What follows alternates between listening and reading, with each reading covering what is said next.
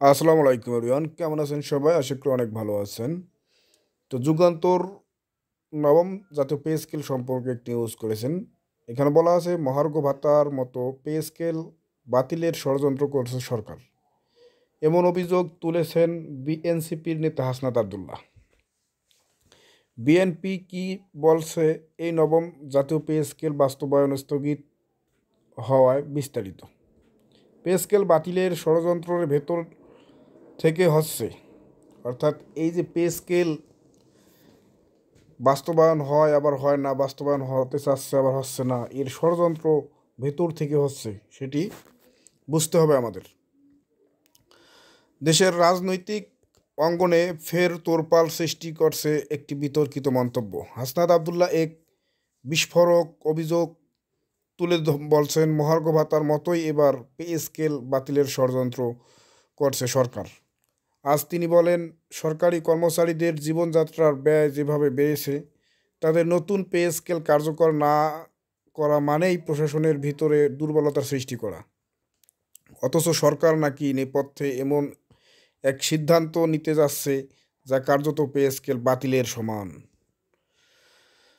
দীর্ঘ 11 বছর পর গঠিত পে কমিশনের সুপারিশ চূড়ান্ত নিয়ে শেষ মুহূর্তের ব্যস্ততার পার করছেন কমিশন সংশ্লিষ্টরা।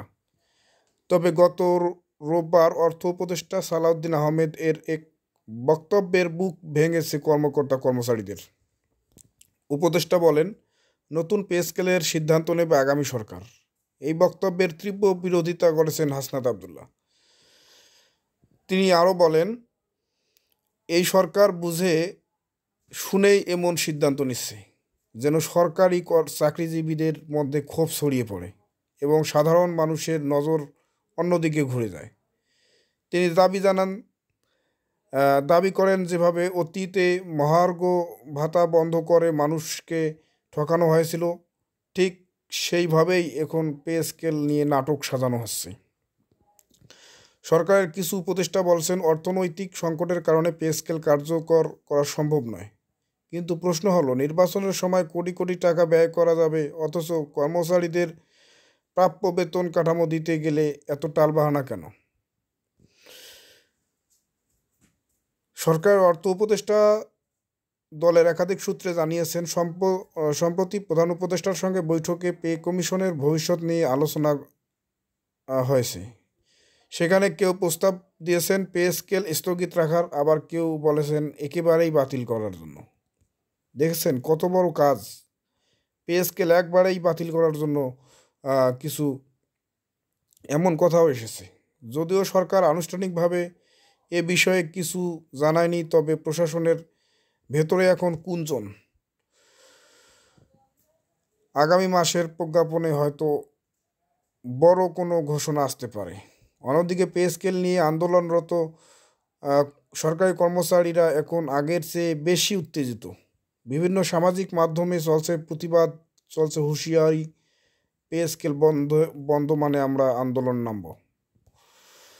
কর্মচারী ইউনিয়নগুলো বলছে, সরকার যদি পেছনের দরজা দিয়ে কোনো ষড়যন্ত্র করে তাতে দেশ জুড়ে কর্মবিরতির ডাক দেওয়া হবে। হাসান আবদুল্লাহ তার বক্তব্যে আরও বলেন, সরকারি কর্মচারীরা এই দেশের মেরুদণ্ড, তাদের প্রতি অবিচার মানে রাষ্ট্রের প্রতি অন্যায়। আমরা এমন সরকার চাই না যারা জনগণের পরিশ্রমের মজুরি দিতে গড়িমসি করে। এদিকে অর্থনীতি বিশ্লেষকরা বলেছেন, বর্তমান মুদ্রাস্ফীতির হারে যদি নতুন পে স্কেল কার্যকর না করা হয়, তাহলে নিম্ন ও মধ্য আয়ের সরকারি কর্মচারীদের জীবন চরম সংকটে নেমে আসবে। তাদের ক্রয় ক্ষমতা কমে যাবে, রাজনৈতিক বাজারে টিকে থাকা কঠিন হয়ে পড়বে। এর প্রভাব সরাসরি পড়বে দেশের উৎপাদন ও সেবা খাতে। সব মিলিয়ে দেশের চাকরিজীবী সমাজে এমন একটা একটাই প্রশ্ন ঘুরছে, আসলে কি সরকারের সত্যি পে স্কেল বাতিলের পথে যাচ্ছে, নাকি এটি শুধু সময়ক্ষেপণ একটি কৌশল? হাসান আবদুল্লাহ এই বক্তব্যে সেই প্রশ্ন আরও জোরালোভাবে সামনে এসেছে।